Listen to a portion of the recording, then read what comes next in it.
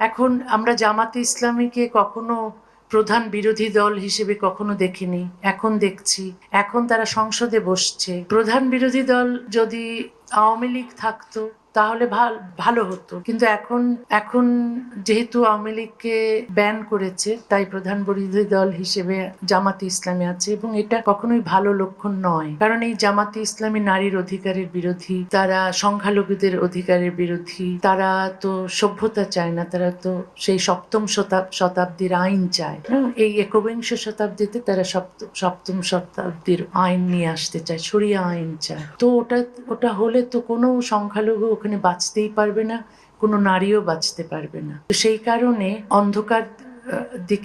অন্ধকারের দিকেই যাচ্ছে। মুক্তচিন্তকরা তো দেশে এখন আর থাকতেই পারছে না, তারা মুখ খুলছে দেশের বাইরে গিয়ে। প্রচুর মুক্তচিন্তক বাংলাদেশ থেকে বেরিয়ে এসে এখন নেপালে থাকছে, কেউ কেউ ভারতে থাকছে। কালকে দুজন মুফতি মাসুদের সঙ্গে দেখা হলো, যিনি এককালে মুফতি ছিলেন, ইমাম ছিলেন, এখন কিন্তু নাস্তিক হয়েছেন। তো তারও দেশে নিরাপত্তা নেই। তারপর প্রচুর মুক্তচিন্তক এখন ইউরোপে, আমেরিকায় বাস করতে বাধ্য হচ্ছে। শুধু আমি নই, আমার মতো আরো অনেকেই আছে। এখন আমরা যদি দেশে গিয়ে নিরাপদে থাকতে পারি, তখনই বুঝতে হবে দেশ সভ্য হয়েছে। কিন্তু এই দেশকে সভ্য করার কোনো উদ্যোগ তো কোনো সরকারই নিচ্ছে না। সরকার নিজের স্বার্থ দেখছে, ধর্মকে ব্যবহার করছে, এই ধর্মকে ব্যবহার করে অনন্তকাল ক্ষমতায় থাকতে চাইছে।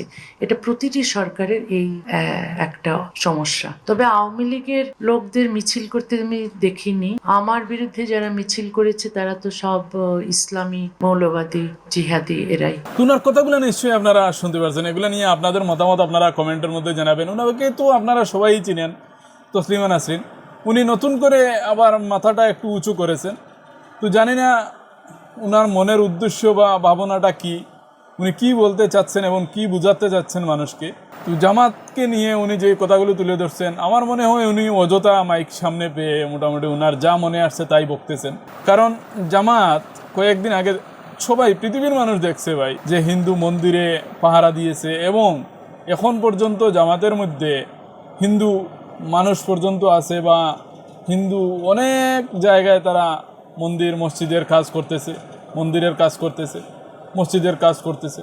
তারা ধর্ম নিয়ে কখনো এইভাবে বিরক্তিকর বা বিভ্রান্তিকর কোনো মন্তব্য আমার মনে হয় আমি দেখি নাই দিছি। তো উনি শুধু, আমি একটা জিনিস বুঝি না, বাংলাদেশ থেকে যত নাস্তিক পয়দা হয়, যত নাস্তিক বাংলাদেশ থেকে জন্ম হয়, সবগুলা ইসলাম বিরোধী হয়। আবার অন্য যারা হিন্দু ধর্মাবলম্বী মানুষ আছে বা অন্য ধর্মের মানুষ আছে, সবার সাথে ভালো থাকে, কিন্তু শুধুমাত্র ইসলাম বিরোধিতা করে। এই জিনিসটা আমার বুঝে আসে না। যারা নাস্তিক হয় তারা কোনো ধর্মকে মানে না, তারা ভিন্ন ব্যাপার, তাদেরকে নিয়ে আমার সমালোচনা করার কোনো উদ্দেশ্য নেই। কিন্তু বাংলাদেশ থেকে যত নাস্তিক হয়, আমি বেশিরভাগ দেখছি যে তারা ধর্ম নিয়ে মানে সমালোচনা করে, শুধুমাত্র ইসলাম ধর্ম নিয়ে। কেন ভাই এইটা কেন, যে ইসলামের পিছনে লাগতে হবে?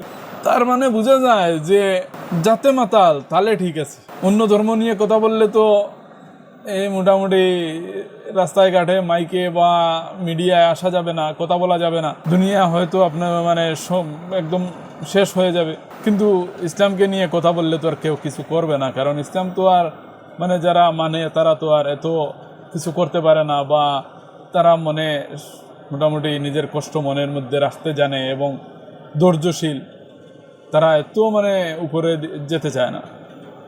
সেজন্য শুধু ইসলামকে নিয়ে টার্গেট করে কথা বলে। এইটা আপনাদের মতামত আপনারা কমেন্টের মধ্যে জানাবেন। উনিও এমন একজন পরিস্থিতির মানুষ, আমি দেখছি যে জীবনে কোনো দিন অন্য কোনো ধর্ম নিয়ে কখনো কথা বলেন নাই, শুধু ইসলাম বিরোধিতাই করছে, শুধু ইসলামের বিরোধিতাই করছে। ওনার রক্তগত ব্যাপারে এটা।